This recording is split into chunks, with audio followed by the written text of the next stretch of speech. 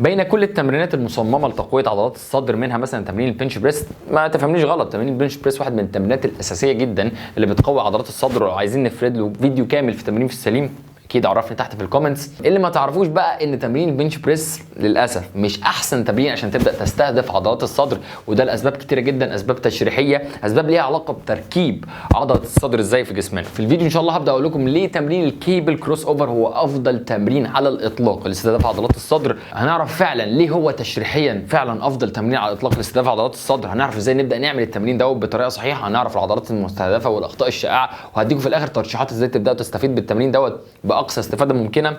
ده تمرين في السليم ولا ايه؟ يلا بينا. السلام عليكم ورحمة الله وبركاته، معاكم دكتور حازم طارق، دكتور علاج طبيعي. اهلا بيكم في تمرين في السليم، السلسلة الاشهر عندنا على الاطلاق اللي بنعرف فيها تمرين نفصصه، بنعرف العضلات المستهدفة والاخطاء الشائعة وازاي نبدا نعمل التمرين عشان نبدا نستفيد بيه اكتر استفادة ممكنة، وفي الاخر بديكم ترشيحات للتمرين وتقييمه من حيث الكفاءة في استهداف العضلة والسهولة في الاداء والامان، عشان يبقى عندك كده ترسانة تمرينات بنبدا نتعلمها هنا على القناة، تبقى مرجع ليك دايما لاي تمرين. تمرين في السليم هو مرجعك لاي تمرين، اي تمرين عايز تعرفه سيرش في يوتيوب على تمرين في السليم، لو عملنا عنه فيديو فاكيد انت عارف ان الفيديو ده هيعرفك كل حاجه عن التمرين ده ان شاء الله. تمرين الكيبل كروس اوفر، تمرين الكابل المشهور جدا عشان تقويه عضلات البنج. التمرين بيقوي عضلات البيكتوراليس ميجور. قبل ما اقول العضله اكيد محتاجين في بيتها. تعالى عبده يا برنس. عبده انضم لنا عشان نبدا نشرح عليه تشريح عضلات الصدر عامله ازاي، عشان لو فهمنا فعلا تشريح عضلات الصدر عامله ازاي هنعرف ليه التمرين ممتاز. عضلات الصدر اللي ما يعرفش لها 3 رؤوس، راس اسمها كلافيكولار هيد او راس بتبقى موجوده فوق، راس اسمها سترنال هيد موجوده هنا، وراس اسمها ابدومينال هيد موجوده تحت. رؤوس عضلات الصدر دي كلها بتبدا تمسك منين؟ بتمسك في عظمه الترقوه من النص الامامي بتاعها من هنا، بتمسك في عظمه القص من الجزء بتمسك في الضلوع او الكوستال كارتريج بتاعها، الجزء الغضروفي بتاع الضلوع من الضلع الاول لحد الضلع السادس، وبرده الراس السفلى في العضله من هنا بتبدا تمسك في عضله الريكتس ابدومينس، ليها علاقه تشريحيه ممكن نبقى نتكلم فيها بعدين. كل الالياف العضليه بكل اتجاهاتها من هنا ومن هنا وهنا كلهم بيروحوا يمسكوا في الجزء العلوي في الدراع في المنطقه ديت، وده هياخدنا الوظيفه الاساسيه بتاعت العضله. العضله دي ماسكه من هنا ورايحه هناك، فالوظيفه الاساسيه بتاعت العضله دي انها بتعمل حاجه اسمها هوريزونتال ادكشن، بتحاول تقرب الدراع من بره كده لجوه بالشكل ده كده بطريقه اساسيه. طبعا الكلافيكولار هيد دي بترفع الدراع لفوق، والسترنال هيد بتنزل الدراع لتحت، شويه اكشنز كتيره قوي بتبدا تحصل في العضله، لكن الوظيفه الاساسيه بتاعت العضله اللي كل الرؤوس بتاعتها بتبدا تتجمع فيها انها بتبدا تجيب الدراع كده. شايفين على اتجاه الالياف العضليه هي كلها طالعه كده وماسكه هنا، فلما نيجي نقربهم لبعض عشان تشتغل بتعمل كده بالظبط.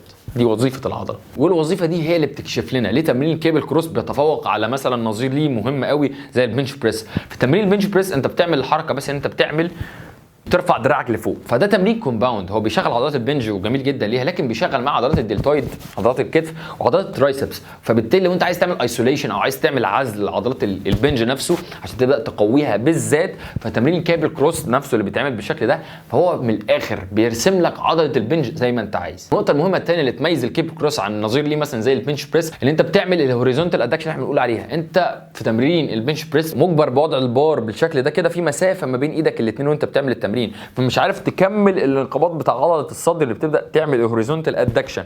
انت عمرك ما هتعرف تعمل البنش بريس بالشكل ده او تجيب الادكشن المطلوب من عضلات البنج بطريقه مظبوطه، فانت هتضطر دايما ان انت اخرك تكون في عرض كتافك بالشكل ده لو انت مقرب على الاخر عشان ما يحصلكش مشاكل، فده مش بيخليك تجيب الاخر بتاع عضلات الصدر. يلا بينا بقى نعرف نعمل تمرين الكيبل كروس بالظبط كما انزل، نعمله بطريقه مظبوطه جدا جدا جدا. بس قبل ما نعمل كده عايزين نوصل الفيديو ده ابطال ل 10000 لايك. انا بقول الرقم وعارف ان انتوا قدها، وعارف ان انتوا هتقولوا لي كمان في الكومنتس دلوقتي انتوا عايزين ايه التمرين الجاي في تمرين في السليم عشان نبدا نتعلم التمرين بالشكل المظبوط ونكسر الدنيا. الطريقه الصحيحه لعمل التمرين، يلا بينا نتبع الخطوات التاليه. 1، هتحط الهاندل في اقصى ارتفاع، الهاندل دي اللي هي المقابض بتاعه التمرين في اقصى ارتفاع في الجهاز بتاع الكيبلز اللي موجود في الجيم.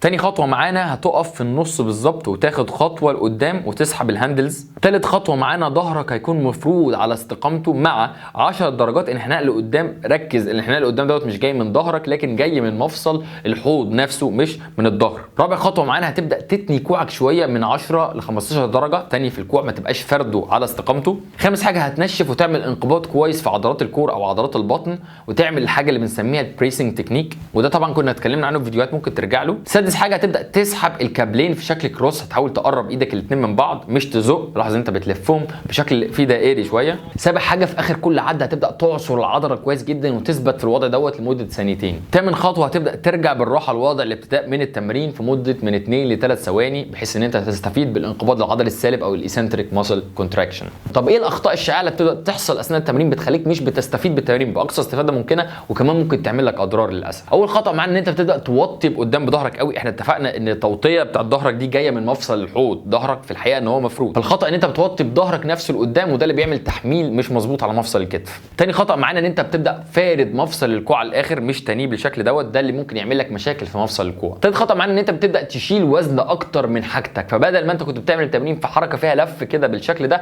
بدات تفرد، وبالتالي بدات تشغل ترايسبس، بدات تاخد التحميل اكتر عن عضلات البنج، وبالتالي مش بتستفيد في التمرين عشان البنج باقصى استفاده ممكنه. لاحظ ان نفس الخطا اللي فات دوت ممكن يعمل لك اصابه برده في الكتف. رابع خطا معانا مش منشف عضلات الكور بطريقه كويسه جدا، الشيء اللي بيخليك بتبدا تخم اثناء التمرين، او الحاجه اللي بنسميها الكومبنسيشن، بتحاول تبدا تتصرف، جسمك بيتصرف عشان يحاول يشيل الوزن دوت، فبتبدا تتهز اثناء التمرين، ده اللي ممكن يعرضك للاصابه، وبرده مش بتستفيد بالتمرين باقصى استفاده ممكنه. خامس خطا معانا كتير قوي بقى بيحصل وبيعرضنا للاصابه، ان انت بتبدا في الراجع في التمرين بترجع لورا جامد جدا، ده الامر اللي هيحمل على كتفك بطريقه شديده قوي وممكن يعرضك للاصابه. ممكن تعمله برده بطريقه ثانيه، ان انت بدل ما تطلع خطوه واحده لقدام وانت بتعمل التمرين، وحتى لو ما بترجعش لورا لحد الاخر، فانت طالع لك خطوتين ثلاثه لقدام، فده اللي بيخلي برده مفصل الكتف يرجع لورا رجعه زياده جدا، ممكن ياثر بالسلب على مفصل الكتف للاسف. فلو انت بتعمل الخطا دوت باستمرار وكل ما بتتمرن تمرين كيبل كروس، مع الوقت انت كده للاسف في طريق الاصابه، فخلي بالك. وده ياخدنا بقى للتقييم بتاع التمرين. يلا بينا نعرف التمرين دوت هنقيمه ازاي. اول حاجه في الكفاءه في استهداف العضله هنبدا نديله 10 من 10، ان ده احسن تمرين على الاطلاق، وحط نقطه لاستهداف عضلات البنج. تاني حاجه معانا في السهوله في الاداء هنبدا نديله 8 من 10، لان هو تمرين عشان تظبط الفورم بتاعه يعني في سنه صعوبه. ثالث حاجه في الامان هنديله 7.5 من 10، عشان التمرين دوت لو انت فعلا رجعت ورا جامد ممكن يعمل لك اصابه للكتف، وده للاسف حصل معايا شخصيا. وكده التقييم الكلي للتمرين هيكون 8.5 من 10. ترشيحات للتمرين دوت، ابدا دخله في الروتين تمرينات الصدر بتاعتك بمعدل من 8 ل 12 عده، دي المجموعه نفسها تكون عامله بالشكل دوت. اعملوا 4 مجموعات اساسي في تمرين الصدر، هيبقى مؤثر جدا معاك في تمرينات الصدر. طبعا في فاريشنز كتير قوي من التمرين، ممكن تعمله من نفس مستوى كتفك، بس ده تخلي بالك منه قوي عشان ممكن يحمل على كتافك. ممكن تعمله الكيبلز محطوطه من تحت، تبدا تستهدف الكلافيكولار هيد او منطقه الصدر العلوي، بس برضه خلي بالك جدا جدا وانت بتعمل التمرين دوت، عشان ده تمرين لوحده ممكن نتكلم عنه، وايه الاخطاء اللي ممكن تحصل فيه ممكن تضر كتفك، فالى ذلك الوقت انت عارف ان ده اوبشن موجود، بس خلي بالك منه. بس كده ابطال، لو عجبكم الفيديو طبعا ما تنسوش التحدي بتاع اللايكات الجميل بتاعنا، ان شاء الله نقدر نوصل له 10000 لايك بكل سهوله عشان انتوا ابطال وجامدين. وفي هذه الاثناء لو حابين تتابعونا على انستجرام هتلاقوا اللينكات بتاعت السوشيال ميديا بتاعتنا كلها تحت في الديسكربشن.